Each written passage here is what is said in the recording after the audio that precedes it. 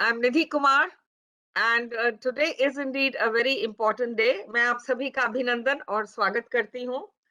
The Union Culture Ministry announced that the Republic Day celebrations from this year will commence on January 23rd to commemorate the 125th birth anniversary of Netaji Subhash Chandra Bose.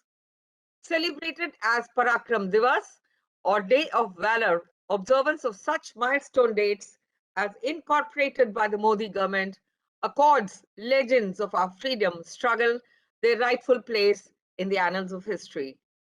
The previous regimes made scant efforts to rectify and apportion credit to the valorous sacrifices of Bose and the Indian National Army.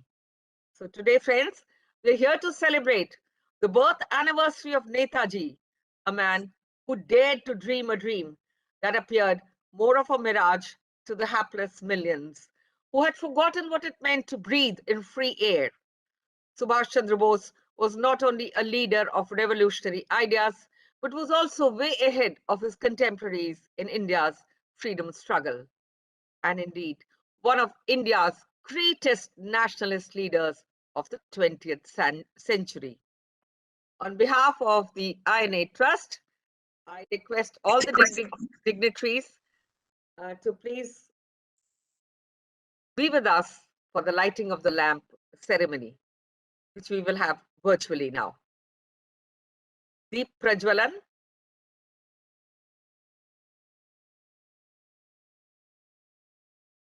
जो हमें रोशनी की ओर ले जाता है, अज्ञान से ज्ञान की ओर ले जाता है.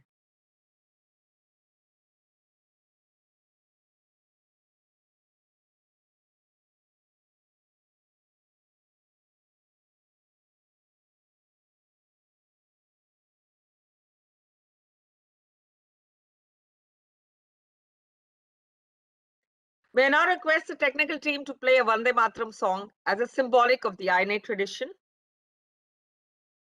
I now welcome Brigadier R.S. Chikara, Chairman of the Trust. I request you to please welcome the honorable dignitaries. Thank you.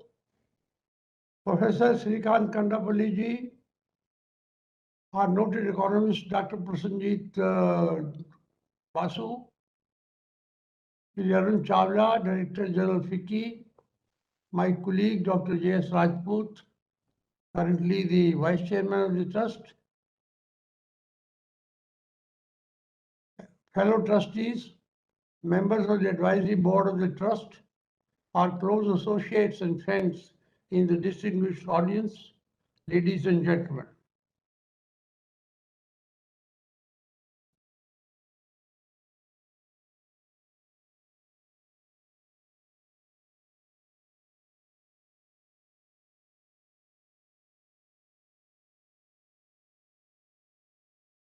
I think you're muted, Uncle.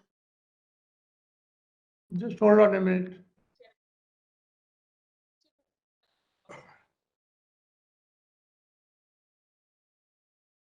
So, Jai Hind to you all. On behalf of the Trust, it is my privilege today to welcome you all to this seminar. However, before we get down to the business of the day, let me introduce and welcome our special guest, Professor Momin Chen, who is currently working as the Deputy Representative of the Taipei Economic and Cultural Center in Delhi. As you know, Taiwan is a great friend of ours, great friend of India in the region, and most of you would also know that Taipei has been important to us, and it has been in our minds all along since the disappearance of Netaji Subhash, which is still a mystery, and Professor Chan knows a little bit about the story of how his disappearance has been dealt by the country over a period of time.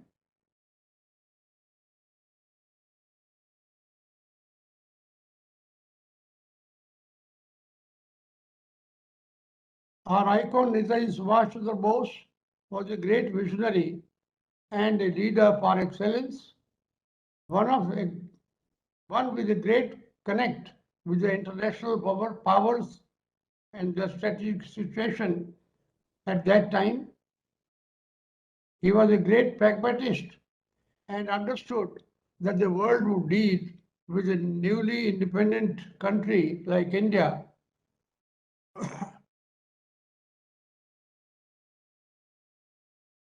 He was clear that the world would only grant a suitable and honorable place to any country based on how powerful and self-reliant that country is. So he was working for a strong, industrialized and economically self-reliant and self-confident India with the necessary military power that we require.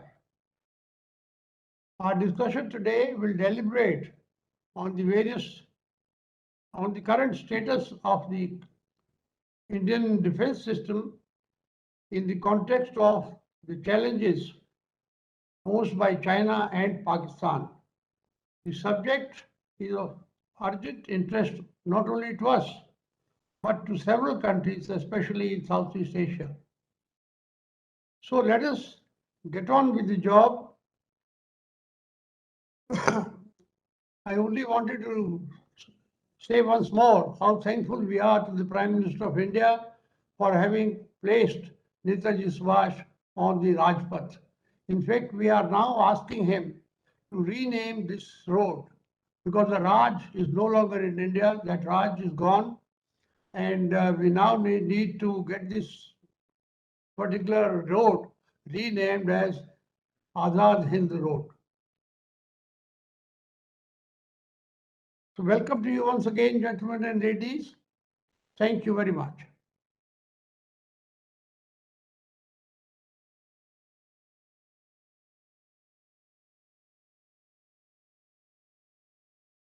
Yes, just dropped out. Can I now invite Yes, sir. Kundapalli to please tell us? Sir, we bring you a perspective. It is now my pleasure to welcome today Shri P.K. Basu, noted economist, founder-in-chief, Real Economics.com, insight provider at OHM Research, an experienced chief economist with 25 plus years in the financial services industry, primarily analyzing Asia's economies, including how major global trends have had an impact on the macroeconomic prospects. Apart from an in-depth understanding of Asia's economics, he's also the first to have been authored a book called Asia Reborn. He's got a dual master's focused in finance and international relations from the University of Pennsylvania. And I'd like to invite you, sir, to please address this august audience.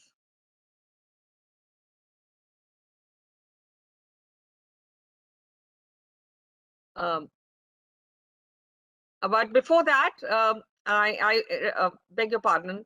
I would like the Director General FICCI, Shri Arun Chawla, to please address this audience before we introduce Prasenjit sir as a speaker. Arun Chawla sir, we are extremely indebted to you and FICCI for being here with us. And I request you to please welcome all our eminent guests today, sir. Thank you, Nidhi. We are unfortunate that General Lamba couldn't join, but in absentia, let me honor him, Lieutenant General Lamba, AV, PVSM, AVSM, retired Vice Chief of the Army Staff, Indian Army. Professor Srikanth Kundapalli, Head Center for Chinese Studies, JNU. Shri P.K. Basu, eminent economist. Brigadier Chikara, Chairman, Netaji Subhash Bose, INA Trust. Dr. J.S. Rajput, Vice Chairman, Netaji Subhash Bose, INA Trust. Other distinguished members of the Trust, ladies and gentlemen. A very good afternoon, and I hope you are all keeping safe and healthy through these unprecedented times. I take this opportunity to welcome the participants from across the country to this August gathering on the occasion of Netaji's 125th birthday celebrations. FICCI is once again privileged to partner with INA Trust to perpetuate the memory of Netaji Subhash Chandra Bose. Last year, on the occasion of Azad Hind Hukumat Day, we had the privilege of hosting Shri Nitin Gadkari, Minister for Road Transport and Highways, Government of India, and listen to his thoughts on achieving Netaji's vision for India. Ladies and gentlemen, I thank everyone for gracing this occasion with their valuable presence. This is an important juncture. Let the pandemic be an opportunity to reimagine ourselves as a nation. And the theme of today's session, which is so appropriate, is Netaji's roadmap for a free India finds a reflection in New India at 75. Netaji Subhash Chandra Bose is one of the most iconic Indian leaders and hardly requires any introduction. His leadership skills were unmatched, whether it was municipal politics, the journey from a common congressman to the Congress president's position, the formation of the forward bloc, or the struggle for Indian National Army. He acted with fortitude in the face of adversity. He imagined India to be a nation where not only political rights, but also social and economic rights would be guaranteed. He had envisioned an Indian state that was economically independent and had a greater say in the world economy. It is also important to highlight his progressive stance with the induction of women in Rani Jhansi Regiment in Azad Hind Fauj. He had shown that he was ahead of times in promoting gender equality. Ladies and gentlemen, India is a young nation. This means that we have a very large number of young women and men who need attention and to be meaningfully engaged in constructive work covering various streams, which is in sync with Netaji's thinking. With the right efforts in the right areas, the nation can be turned around on the development front and become a force to reckon with globally. Be it Gati Shakti, new education policy, production-linked incentives, FDIs, and many more initiatives, I'm sure our leaders are pulling the right strings to catalyze the need to achieve greater heights and eventually meet the vision that Netaji had for the country. Ladies and gentlemen, it is heartening to note that the central government has made numerous plans to promote sites across India associated with Netaji with the help of curated tours as part of landmark events to observe the anniversary of the formation of Azad Hind government and to celebrate January 23rd, the birth anniversary of Subhash Chandra Bose, as the Parakram Divas, a day of courage every year. All of these initiatives have been planned under the grand Azadi Ka Amrit Mahotsav celebration. So, ladies and gentlemen, with these few words, I invite our speakers to share their thoughts and take the session forward. Thank you very much for your kind attention. Thank you, sir, for your kind words. And we are indeed indebted to you and FICCI for honoring the legacy of the great legend Netaji Subhash Bose and also of the INA Trust and collaborating with us. On behalf of the Trust, I thank you once again for those inspiring words. And I now request our keynote speaker one for today, noted economist P.K. Basuji, to share his insights on today's function.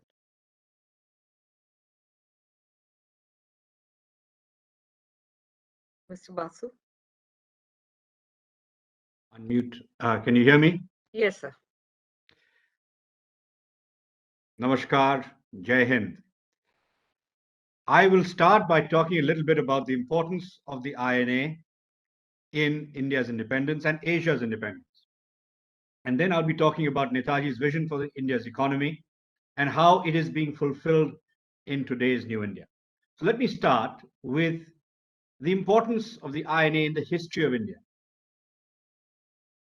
1939 and 1945, all the wars that the British fought in Asia,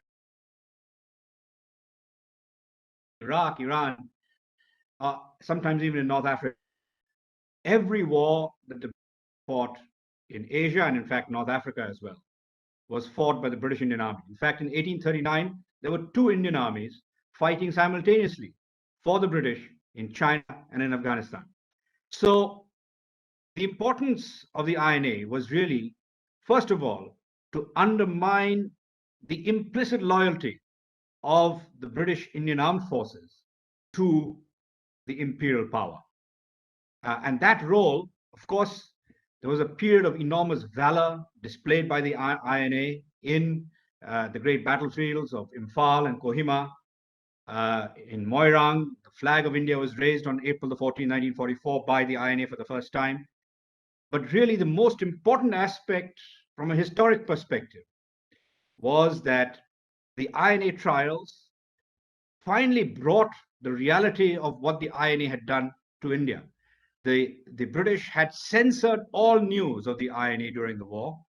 They were very effective at censorship. And when the news started emerging in November 1945, that there had been a provisional government of Free India that had ruled the Indian community across Southeast Asia, that had raised its own finances, that had an Azad Hind bank, that essentially ran an independent government based initially out of Singapore, then out of Rangoon, and then briefly based in Moirang in Manipur. From the house, in fact, the Moirang headquarters was the home of Mairambang Koireng Singh, who in 1967 was to become the first chief minister of Manipur. In Nagaland, Azad Fizo joined the INA and fought for India's freedom. So if you look at that period, then all the news of the great battles at Palel and Bishnupur and all of these things began to emerge in India only for the first time in November 1945. And it set off a national upsurge of patriotic fervor that united Hindus and Muslims in favor of the INA. So on the 3rd and 4th of January 1946, the three officers who were being tried were acquitted. They were supposed to be cashiered, but they were acquitted on the orders of the Commander-in-Chief of the British Indian Army. Why did he do that? He wrote a letter to all the senior officers of the British Indian Army saying why he had done it. He did it because all Indian soldiers had become nationalists.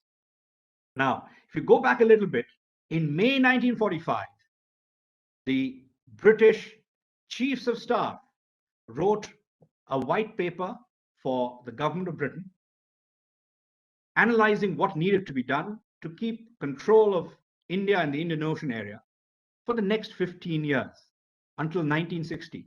There was no notion of India being granted full independence.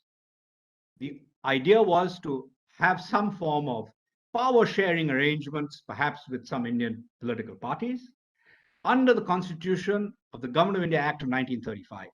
I urge you to look at that Government of India Act of 1935, which essentially ensured that only 40% of the seats in the central legislature would be elected by a general electorate. At any rate, that was the arrangement under which the British hoped to continue to rule India. But the end of the INA trials and the acquittal of the three officers was aimed at preventing a mutiny in the Indian Armed Forces. It failed. The Indian Armed Forces, starting with the Royal Indian Air Force and the RAF battalions in India, mutinied by the end of January 1946. The Madras and Jabalpur regiments of the Indian Army mutinied in February 1946. And between 8th and 18th of February, almost the entire Royal Indian Navy mutinied. They renamed the great ships of the Royal Indian Navy. HMIS Talwar was renamed INNS Talwar, Indian National Naval Ship Talwar, in honor of the Indian National Army. So February 18th, by February 18th, 1946, 78 of the 88 ships of the Royal Indian Navy had joined the mutiny, and every single shore establishment had joined the mutiny. Every port and every shore establishment had mutinied against the British. The empire was essentially over. On the 19th of February, Attlee announced in the House of Commons that he would be sending his 3 senior-most officers to negotiate India's freedom. That is the real story. To me, 19th February 1946 is when India got independence. That should really be a day that we celebrate as Independence Day, because until then, the British had no idea, had no notion of leaving India. They were thinking of some form of power sharing at best. And had the British not left India, there would not have been the independence of the rest of Asia and the rest of the imperial world. So the INA's importance is central to this story. And I think this is a story that needs to be better understood and brought out in India's history books than it has been so far. So now, moving away from that theme, I mean, that theme is explained in much more detail in my 680-page book, Asia Reborn. But I also look at the importance of Japan in creating a modern Asia. But that is to be looked at in that book. Now, to come back to Netaji's vision for India's economy, that vision was laid out in several places. The most important one was when he was Congress president in 1938. Remember that Netaji became Congress president at a time when 7 of the provinces of British India had Congress-led governments. He ensured that 2 more provinces, Sindh and Assam, had new pro-Congress governments in place, and he put in a bid with Fazlul Haq to create a Congress Fazlul government in Bengal as well. Had that happened, we may not have ever seen partition. Unfortunately, Gandhiji, along with G.D. Birla, shot down the idea of a Congress Fazlul government in Bengal. Anyway, now that is a sad part of history. Now, the other important aspect is that Netaji, as Congress president, created a planning committee. Now, the planning committee is often misunderstood even today. People say the planning committee is the first evidence of India having a planning commission. The planning committee was completely different from what eventually became the Planning Commission of India. The planning committee was aimed at providing advice to the various governments of the provinces of India that were ruled particularly by the Congress, to provide advice on industrialization. And among other things, what it wanted to focus on, the planning committee was focused on developing skills, educating the people so that they would acquire the skills to enable industry to advance. And to my mind, Niti Aayog, as it currently exists, is a far better reflection of Netaji's vision of planning than the old planning commission and its Soviet-style targets that had nothing to do with Netaji. Netaji was very clear that communism was not the way for India. He had a vision for the economy that was called Samaved.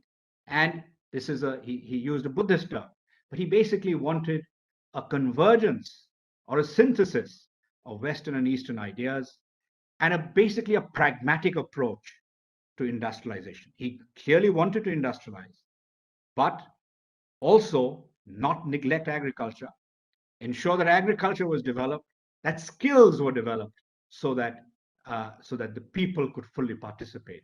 And of course, he had a vision of uplifting all the people of India. And I think, ironically, while we've had socialist governments in the past, the socialist governments failed to deliver socialist outcomes. To my mind, socialist outcomes are when everybody has a bank account, when every Indian citizen has a bank account, not when more than half of India's citizens have no access to a basic bank account, which was the case until 2014. A situation where 60% of rural India had to defecate in the open. That situation has been drastically changed, and now open defecation is almost removed from the country. These are massive positive changes of which Netaji would have been very proud, of ideas that he would have fully endorsed. So similarly, I think the production-linked incentive scheme is a very similar scheme to what Taiwan did in the 1950s, 60s, and 70s, and what Korea under Park Chung-hee and his successors did, and effectively what Japan did both in the 1930s and then in the 1950 to 80 period, when MITI, the Ministry of International Trade and Industry, led the Japanese path to rapid industrialization. Providing incentives for specific industries to achieve rapid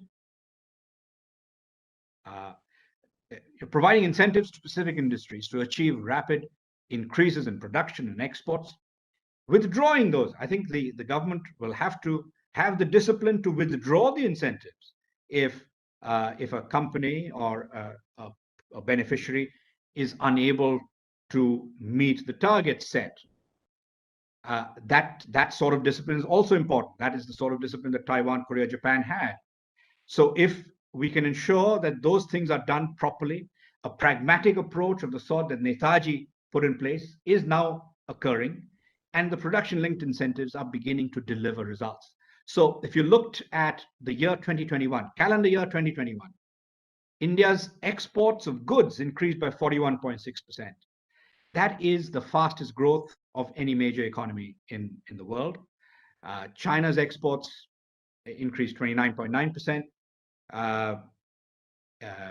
We had about 29% growth for Taiwan's exports, 25% growth for Korea's exports. Last year was the best year in export performance for most countries and the world since 2010.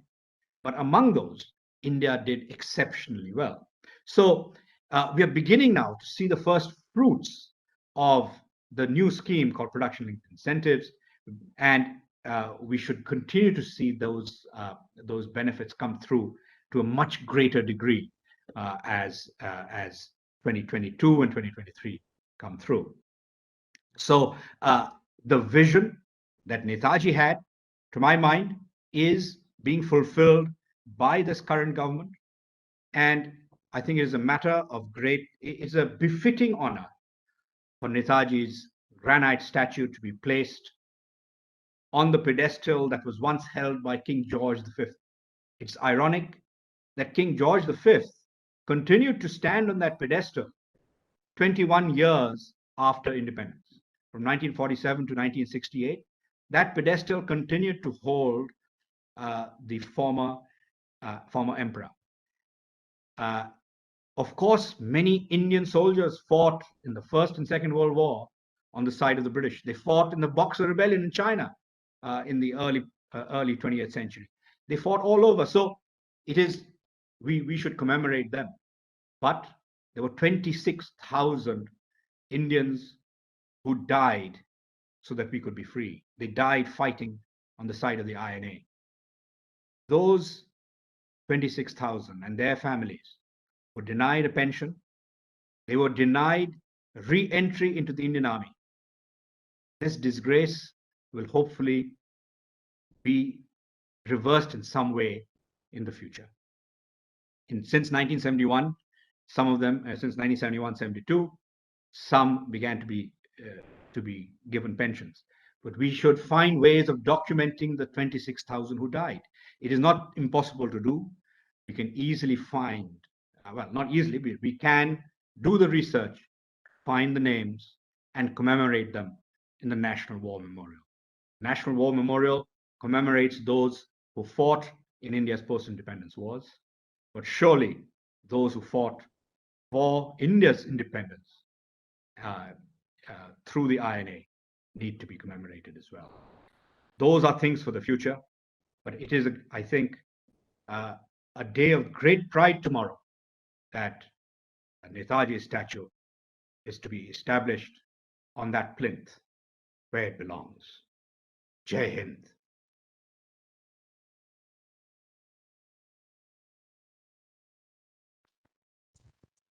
That's my Thank 15 you so minutes. much, sir. Those were wonderful, inspiring words. And we are indeed very proud of the fact that you were able to share your thoughts today on this historic day. I now request our keynote speaker number 2, the very eminent Professor Shrikant Kondapalli, our esteemed guest, professor in Chinese Studies at the Jawaharlal Nehru University. He was the chairman of the Center for East Asian Studies. He's educated in Chinese Studies in India and China with a PhD in Chinese Studies. He learned Chinese language at Beijing Language and Central and Cultural University. Thank you, sir, for joining us today, Shrikant, sir. Please share your Thank thoughts. you very much, Nidhi. A very good afternoon to all the distinguished participants. My respects to the Netaji Subhas Chandra Bose INA Trust, the Federation of Indian Chamber of Commerce for organizing the event today. Let me thank the organizers for this invite. As the previous speakers have mentioned, this is a very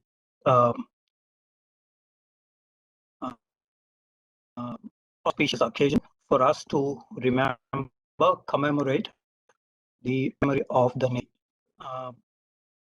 While of course there are several controversies and lack of documentary evidence in regard to the role of Netaji in relation to China and East Asia in particular, the visits to Japan, to Taiwan, to China, we do find that Netaji's position on China has been very pragmatic. This is reflected in the 1938 June 12th All India China Day was observed, and the Indian National Congress President Netaji had organized the fundraising for nearly 22,000 rupees at the time for countering the Japanese occupation of China. We do find these tactical arrangements that Netaji had exhibited towards different countries, Germany, Japan, China, and a host of others, Russia. We see this, but in the background of strengthening India's capabilities. While a pragmatic position has been enacted for many such foreign policy, security policy related aspects, the fixation here is how to help India strengthen its capabilities. It is reflected in many of the slogans that the Netaji had raised in terms of freedom, in terms of contributing to the Azad Hind Force, which was established in 1943, and a host of other slogans that he had raised and practically implemented many of these. All his visits abroad and the training program in the INA are all geared towards strengthening India and its capabilities so that it can stand up on its own in the Committee of Nations. In the light of these, there were a number of visits. Professor Chan had documented the visits to Taiwan in April 1943, the visit to Nanjing in November 1943, after the meeting attended on the Greater East Asia Conference in Tokyo in that month. There is also the discussions that he had with various leaders. One of the primary focal areas of this, obviously, is how to raise the capabilities of India in military sense. And he believed that no real changes can happen if we have to focus on discussions.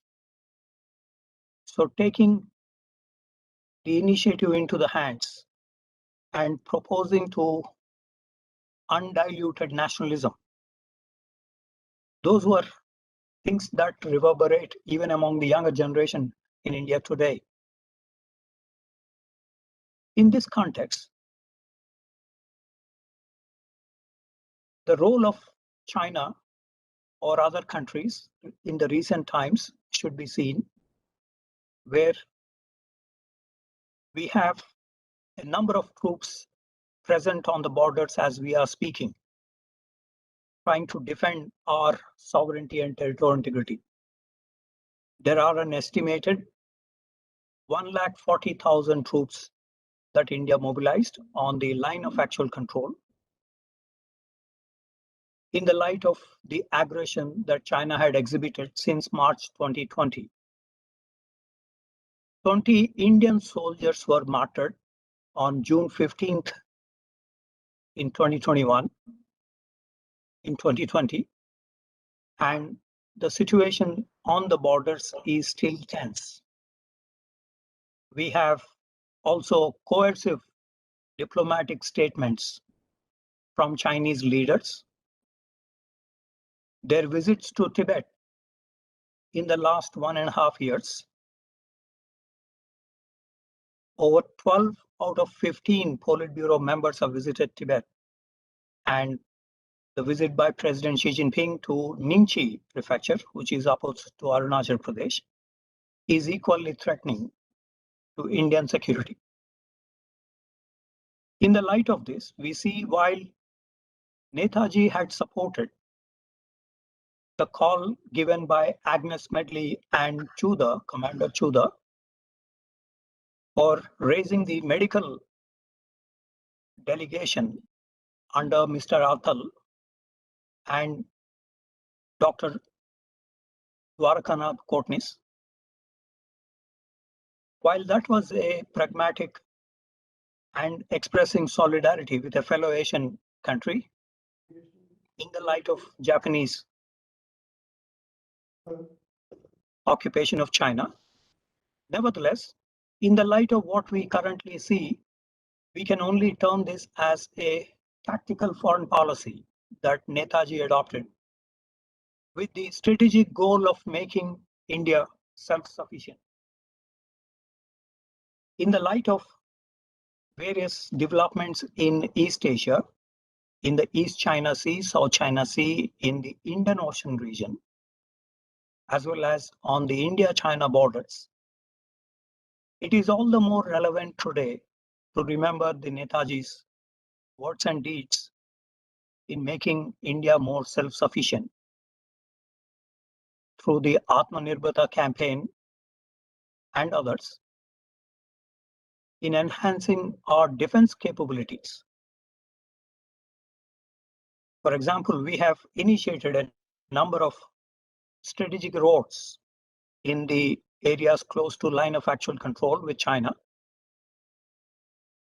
A number of other preparations have also been made. For example, the DRDO's testing of several missile systems as standoff weapon systems in the light of what we are seeing on the line of actual control is in that direction. But the same hegemonic designs that were present in 1930s, we see those emerging today.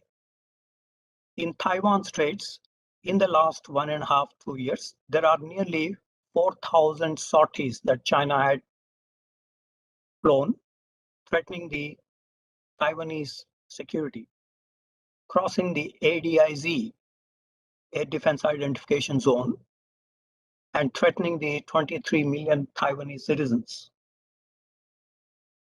Further up, we have Senkaku Islands. Over 650 40 transgressions take place every year from Chinese Coast Guard and the Air Force. We have also the South China Sea, where China adopts the divide and rule policy with the ASEAN countries and is currently pushing the code of conduct and has rejected the international maritime law, the UNCLOS, in the July 2016 Permanent Court of Arbitration ruling. This has significant impact on the commerce, sea lanes of communications and others, including that of India, with 55% of Indian commerce passing through. Potentially, we have a situation in the South China Sea. Such hegemonic designs are also seen across Asia when a few media personnel in China suggested Kazakhstan belonged to that of China or Manipur belongs to that of China. So all the more relevant for us to remember and pursue Netaji's policies of self-sufficiency and strengthening our defenses. We recently went through also the issues related to debts in various countries in the neighborhood of India, Nepal, Sri Lanka, Bangladesh, Pakistan, Afghanistan, Maldives. We have seen how the encroachment here has led to many of these countries falling back on India for aid, for support. Again, as the Netaji's actions on Andaman Nicobar Islands indicated, and his discussions with a number of neighboring countries in Asia, India needs to take forward the Netaji's initiative in the light of the looming hegemonic designs in this region and beyond. Let me stop here and thank you for your attention.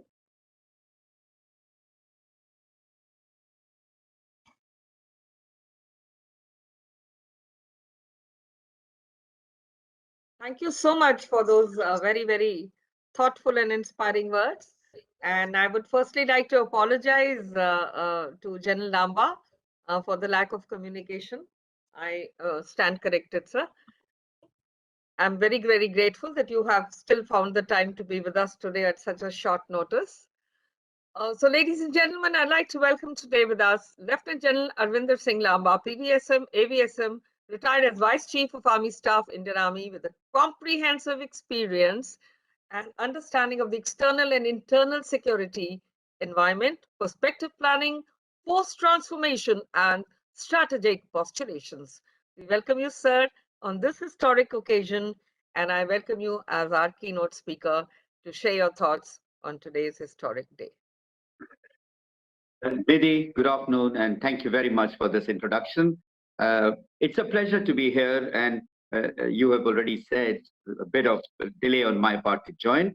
But I think it's a very important occasion that we need to highlight Netaji's pursuit of self-reliance. I, at the outset, extend my warm greetings and gratitude to the INA Trust Chairman, Brigadier R.S. Chikara. He's an old senior of mine.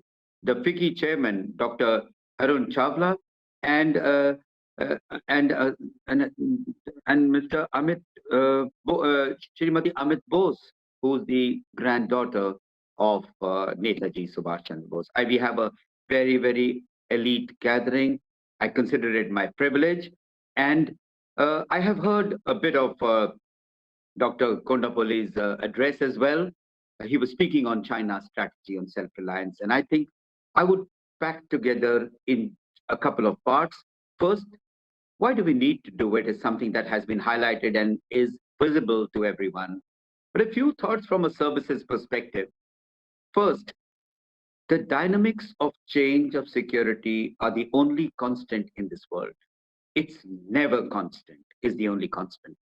We've seen the shift from LAC that I have seen for 40 years of my service and several years thereafter during my services as part of the strategic community.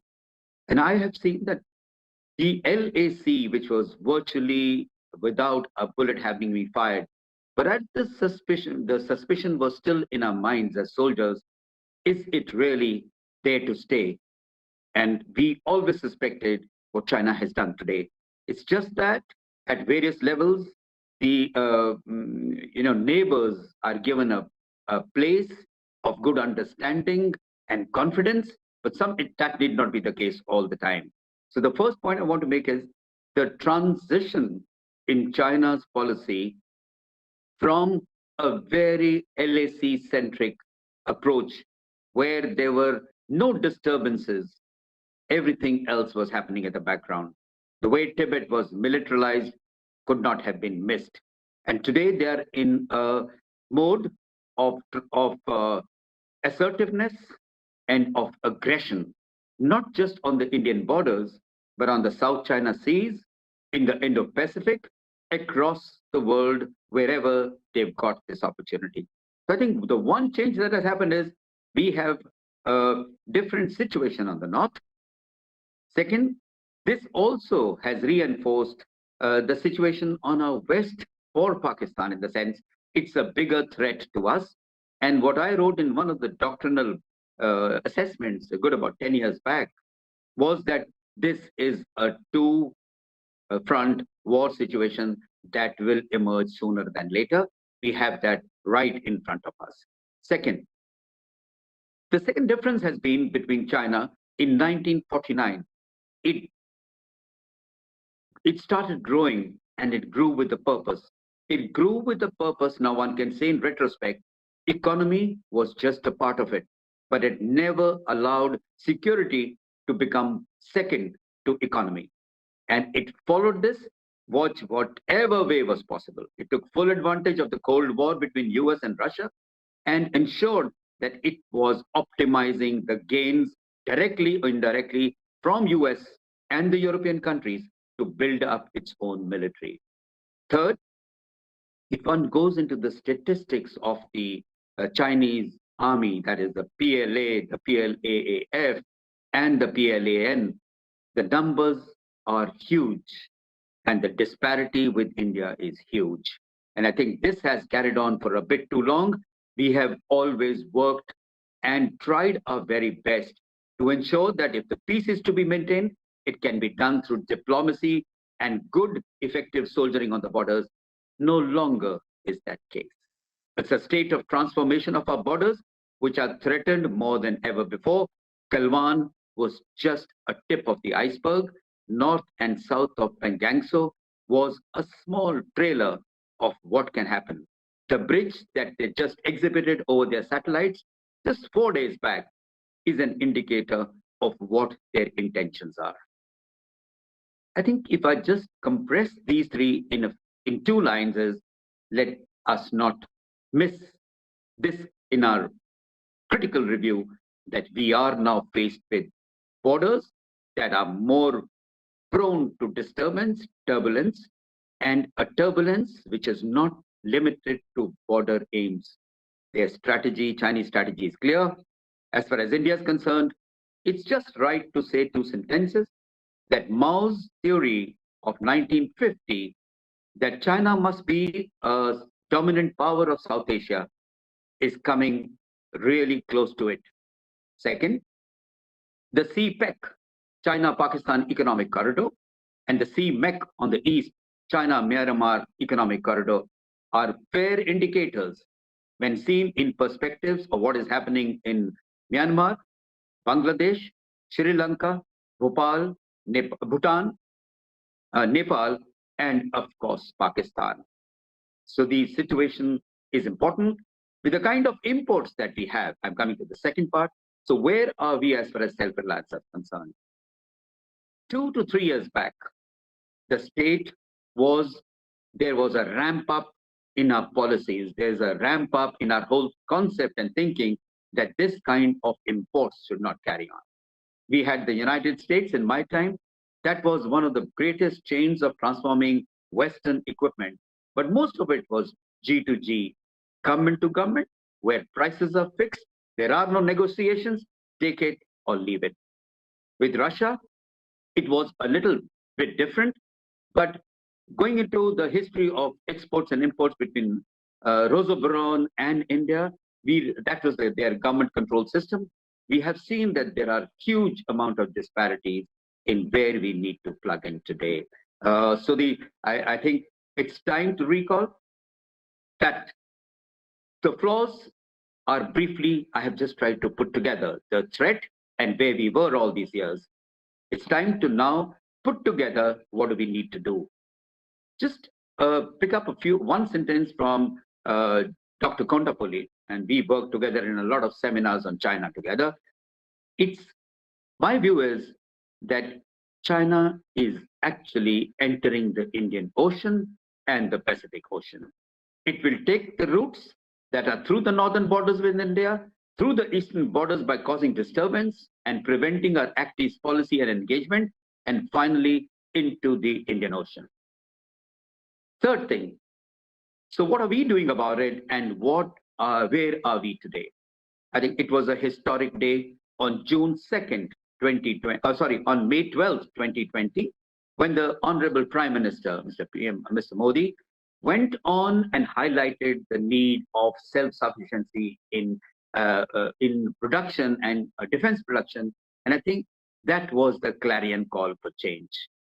It shifted the gear from manual to auto to ensure that the system at least once falls into place to ramp up our preparedness for the threats that we foresee. I recall in his first call on this day of Atmanirbhar Bharat Abhiyan, he had given an economic package of rupees 20 lakh crores, and thereafter he outlined the vision with 5 pillars of Atmanirbharta. And I think this became, I have now, whatever has been done, I would convert that into our strategy and finally close, what else do we need to do? In his first declaration, it was identified that this concept has 5 pillars: its infrastructure, its system, demography, demand, and economy. And if these have been put together, it's a change from the past, a massive change where the entire manufacturing defense sector was more a responsibility of the central government. With these 5 pillars identified, what we evolved was the strategy. And what I have studied, first, it was an internal restructuring that has been done. It was identified that there's a need for a robust defense manufacturing sector, and nobody other than the Honorable Prime Minister has set this out to grow exponentially in the last 1.5 years. We needed also a growing private defense manufacturing sector, else there would be no option to replace the imports that have struck us, our capability, limited our capability over the last several decades. It's important to recall that the internal structuring of the sector was occupied solely by the central government. This was the change that we saw. This became participative, and this became something that would give everyone a chance to participate. Even the FDI through the direct route in the defense sector was enhanced to 74%, and it has been for ages at 49%, as I recall. Even for the defense manufacturing alone, a budget of 52,000 crores was set aside for procurement for domestic vendors. So part 1 of this strategy, as I saw it, was internal restructuring. Then how do we make a difference? Are we preparing ourselves with such huge investments to take care of our threats and just internal restructuring or needs? I think it's time. No defense sector across the world has ever grown without catering for exports, because that's the way dynamics of defense economics really works. So the second point is about restructuring for exports. And in that, a defense expo, the last defense expo was a phenomenal upgrade. India was given the vision of a defense manufacturing hub, and alongside it was to be made the destination of global private defense manufacturers. Now that's what the change is. It's not only production, but it's giving a leeway, encouraging and inspiring global defense manufacturers to do it in India till we can substantially convert this into an indigenous hub. I remember 35,000 crores, that's about $5 billion, also have been set aside as the target in the series of papers and directions given by the system that for defense-related exports to become a target. I think this year alone, what I saw on the TV the other day, we are likely to target exports of $400 billion. But that's a phenomenal change. That's not exclusively to defense, but I guess the strategic leadership of the country today has set the mark and set the pivots for this movement after a long time. We also think that there is room for greater export, and since India has the third largest defense budget, it should plan to export more equipment abroad. And it's 5 billion today, and I remember that it is target of 15 billion USD over the next 5 years. If that part has been done, the external export system has rebalanced alongside the internal restructuring. I think the route is clear, and for that, the route that I identify as the third step is the corporatization of the OFPs. Some of the biggest mammoth units that we have, they need to be corporatized, and the timeline given has been 1 year, as I remember Mr. Rajnath Singh, the Honorable Defense Minister, had come back. It might take a little longer, doesn't matter. As long as this system can become the defense ordnance OFP system can be an integral part, but at the same competitive level as the corporate sector. The second part of the route that I identified was 2 defense industrial corridors in Uttar Pradesh and Tamil Nadu have been targeted. Thousands of crores of investments are expected in the next 5 years.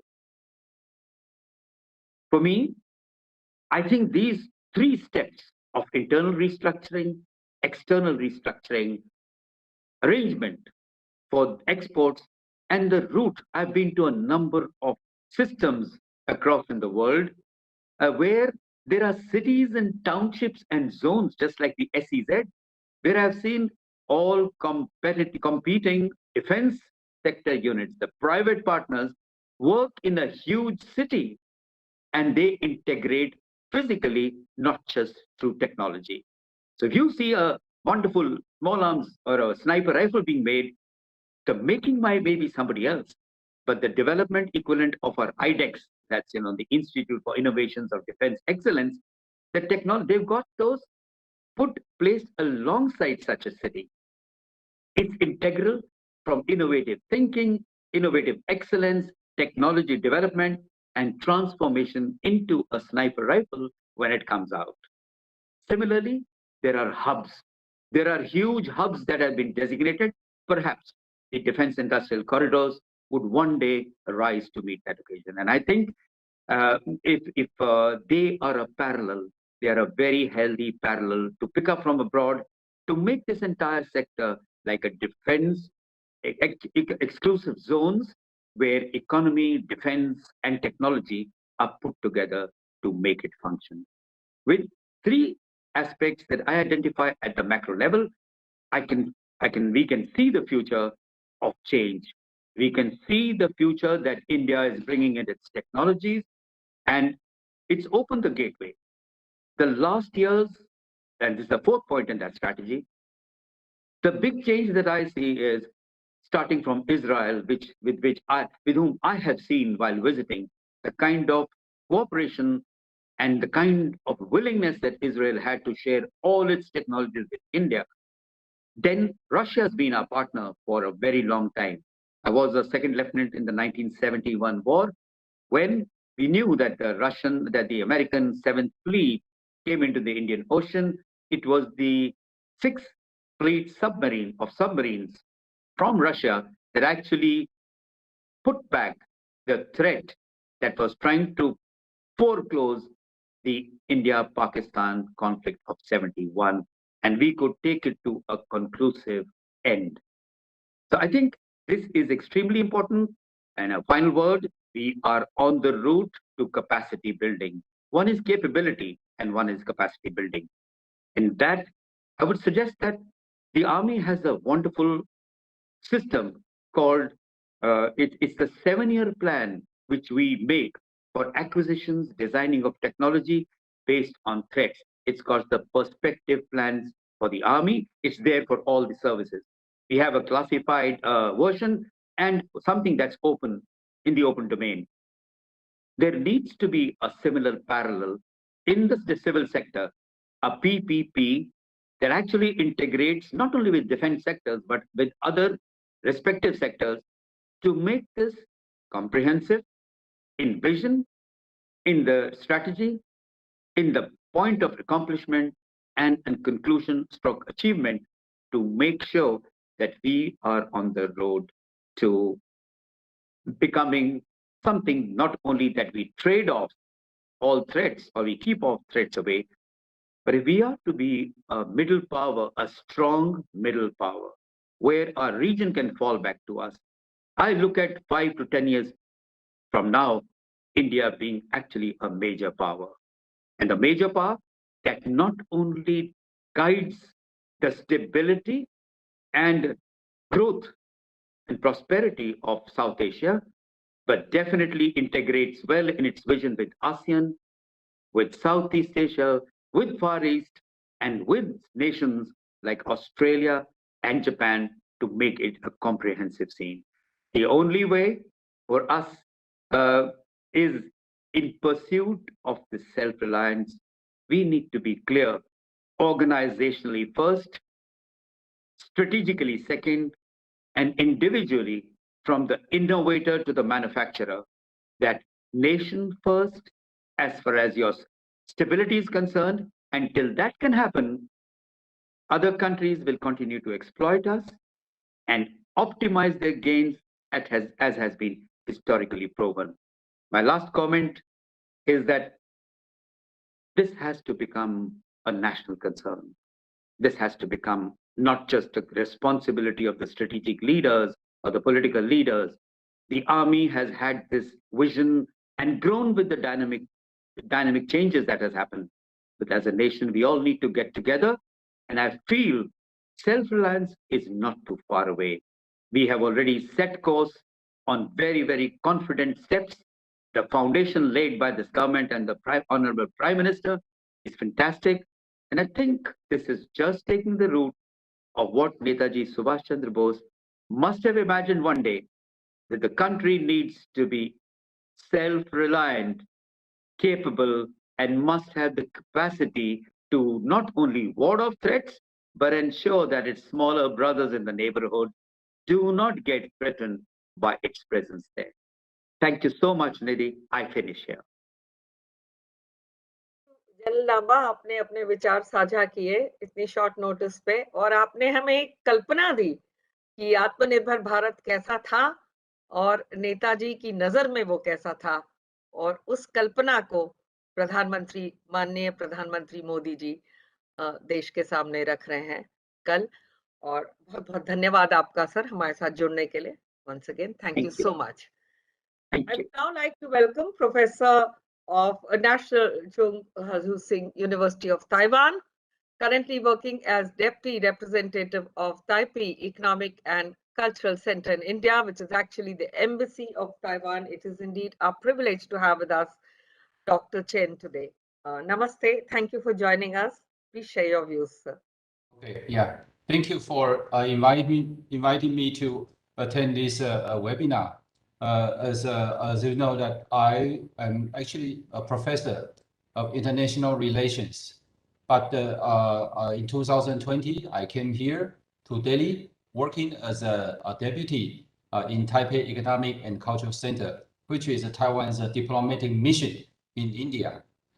Before I came to a war in India, I actually visited Delhi and India many, many times.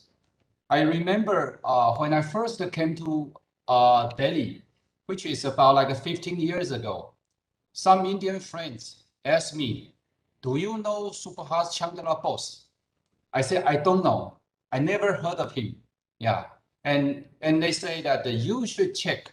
Yeah, he is the person that you Taiwanese should know.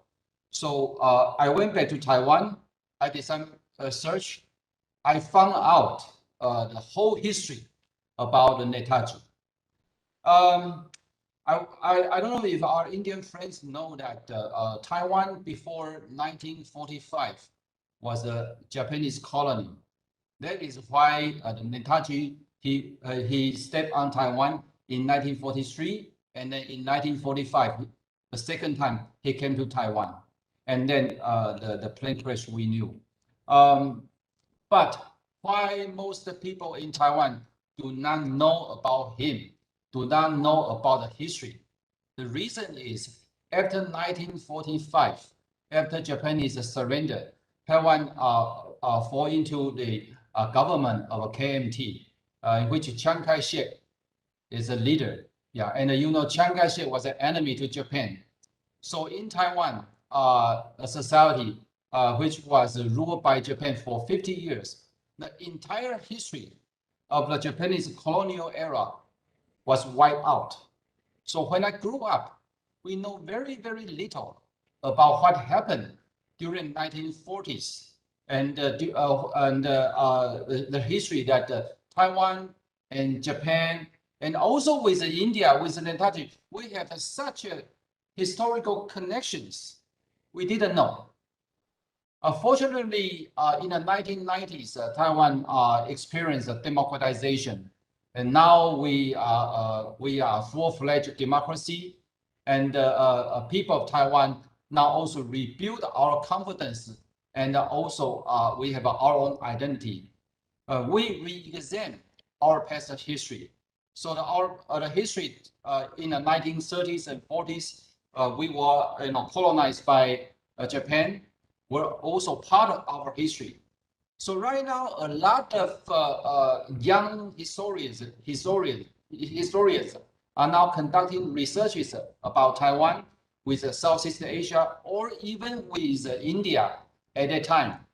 So I think that a lot of historical documents and the evidence about Netaji and also Japanese and also Indian independence movement, those documents, archives are in Taiwan. Yeah, but right now, very, very few Indian scholars notice this. Yeah, so earlier I talked to Professor Konapali. I also sent him some photos. Those photos and also some historical documents means that there was a lot of reports about Netaji. And even Chiang Kai-shek in 1940s, he also wrote about Netaji on his diary, and he feels sympathy. Yeah, he thinks that the Netaji is a decision to cooperate with Japan, fight for independence is understandable. Yeah, so I would say that what we need today is that Taiwan and India, we should re-examine, we should try to rediscover this common history of the Indo-Pacific, because we once had this kind of historical connections. Yeah, so here I'm in Delhi, and I also call for our friends in India. If we, in the future, we try to do something together. And on Taiwan, that we also have a national archives. We also have several database that we could also help Indian friends, Indian scholars, that we will find more about Netaji and also his legacy that actually has a huge influence over Taiwan in the 1930s and 40s. Thank you. Thank you so much, Dr. Chen. Indeed, such a pleasure to have you here with us. Thank you so much for joining us and sharing your thoughts with us. And I'm sure the INA Trust and you together with the Taiwan Embassy We can have a lot of cultural programs together. And on that note, I'd like to thank all of you for joining us, and it gives me great pleasure in welcoming amidst us today, noted Austrian economist and our patron and the daughter of the legendary Subhash Chandra Bose, Dr. Anita Bose. Thank you so much, ma'am. बहुत बहुत नमस्ते और बहुत बहुत शुभकामनाएं आज के इस दिवस के लिए. Finally, the Prime Minister is inaugurating something historic tomorrow. We're very grateful that you're here with us as our patron of the INA Trust. Do share your thoughts.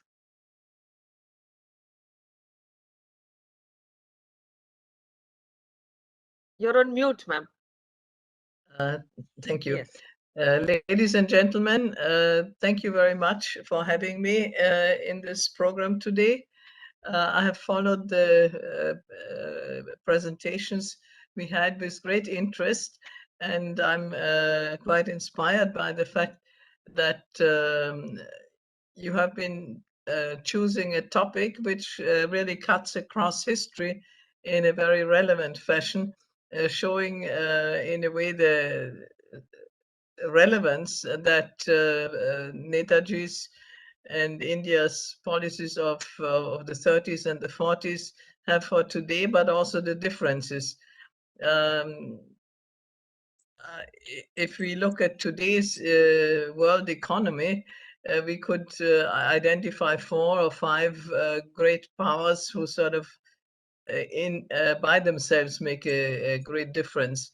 And of course, in the 30s and 40s, when Netaji was working, he had a blueprint for what India should do. And of course, some of the things surprisingly are still very relevant today, but others, of course, have changed. And in the 30s and 40s, of course, the major emphasis was on political independence from the British rule, and social and economic aspects which were discussed in the process and developed when a different setting. Britain was still a world power, and if we look at today's world, Britain certainly is not one of the major powers of the world. If we have if we identify the 5 which I mentioned before, the United States as the major power, it would be China as economically coming up as the second largest power, and it certainly would be India coming up, even though India has been a bit economically a bit in the shadow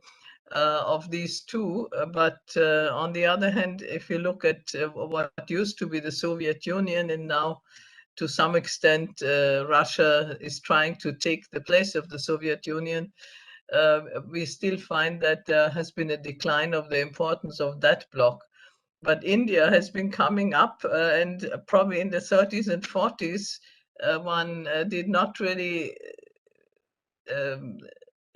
envisage to that extent how important India would be. And the 5th, of course, which I had mentioned now, would be the European Union, which partly you might say in a geopolitical matter has been taking the role of or the replacing the power of Great Britain, which at that time played a major part. But I think it is very relevant that in a seminar on Netaji's birthday, you should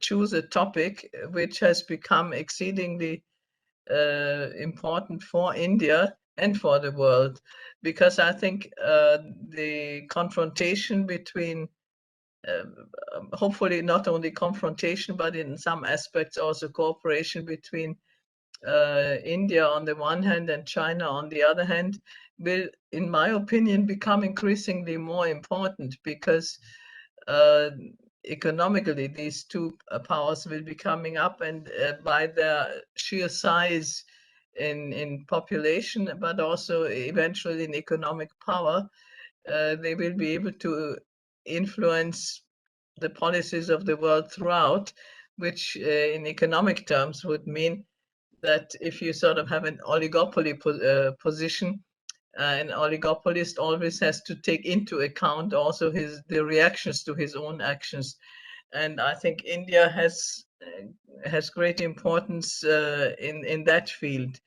Of course, I'm not only an economist in my own understanding, I'm a social economist. And so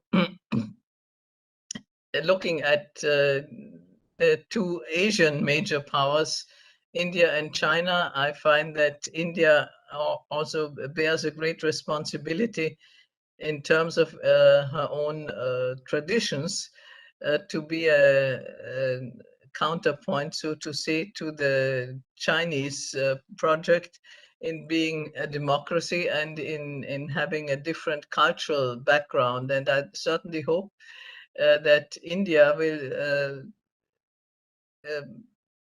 take account of her strengths as a democracy, the strengths in the sense that I feel that for the Indian population, and indirectly, of course, because of India's importance for the population of other countries as well, not only in the immediate neighborhood, but also in other parts of the world.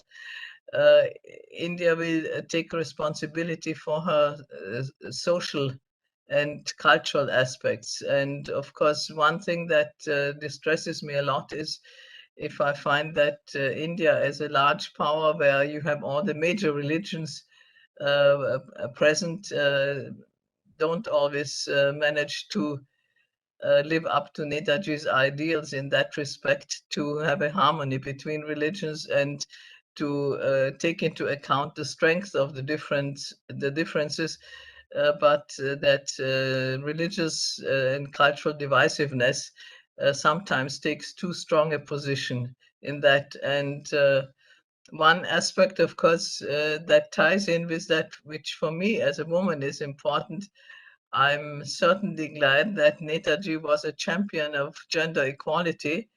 And I think India, and of course also China has, and the rest of the world for that matter, has some way to go in that direction. So let us take Netaji's ideas and ideals on a day like this and take into account the changing environment of the world and take insights which were positive to continue to work for the well-being of the Indians, but also of people of all the other countries. Thank you very much, and Jai Hind. Ma'am, thank you so much for sharing those thoughts of yours. They're very, very important for us at the INA Trust. May I now request Vice Chairman of the Trust, Shri J.S. Rajput, to present the vote of thanks, sir.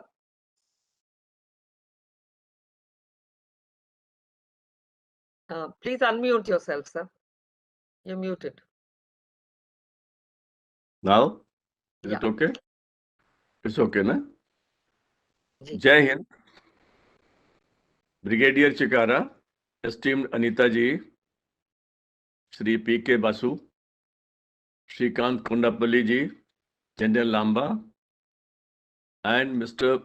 Chen, trustees, advisory board members, and distinguished audience. Yes, it's a great day today.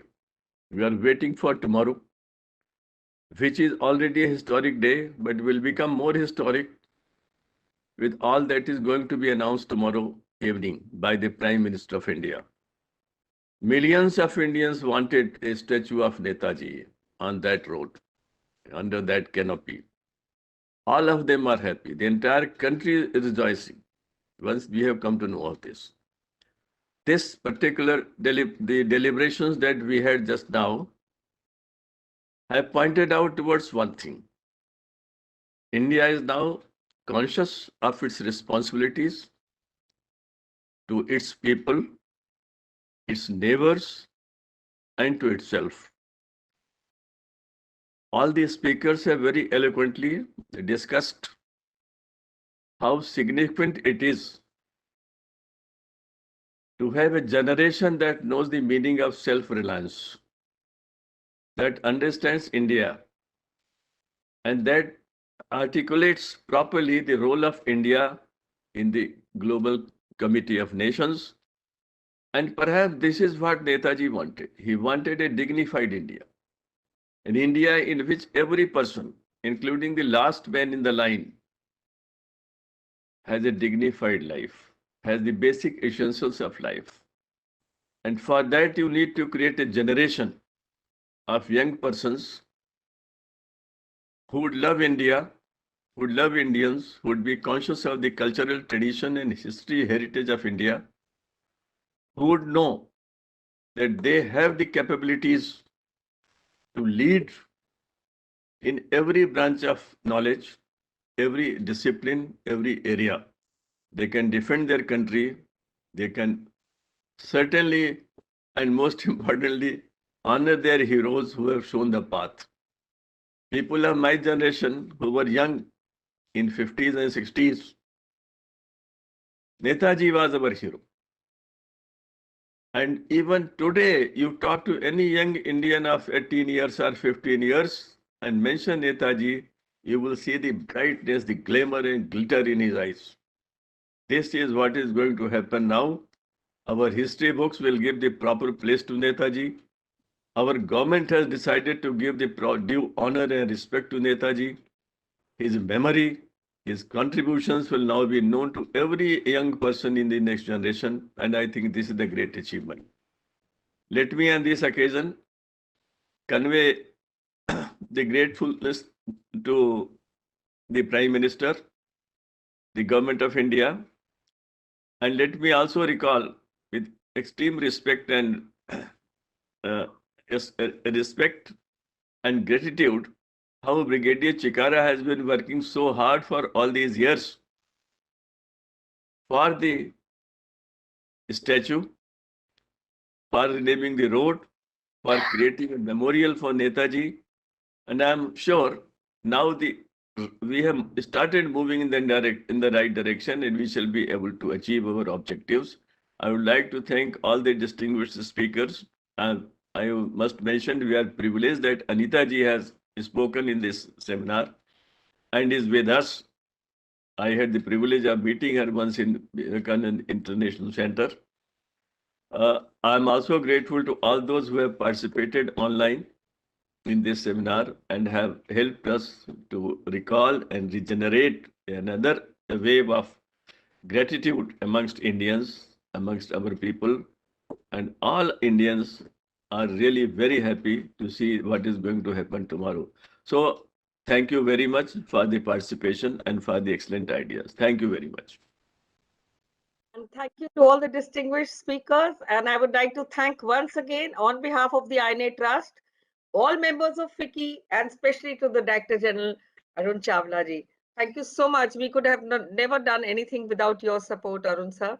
And Rajan sir, Mandeep ji, Rajkumar ji, Gaurav ji, I thank all of you for supporting us. I thank Daily Hunt, One India, and of course, the Mitro app for being our broadcasting partners for today. I thank all the guests for joining us online. Netaji reminded citizens to never lose faith in the destiny of India, friends. He aspired to raise India's prestige to such an extent that a free India would be a force to reckon with. I will conclude by saying that achieving economic prosperity and enhancing our defense capabilities, as spoken by our eminent keynote speakers today, are the two most vital pillars for attaining global respect, which Netaji envisioned even before freedom was won.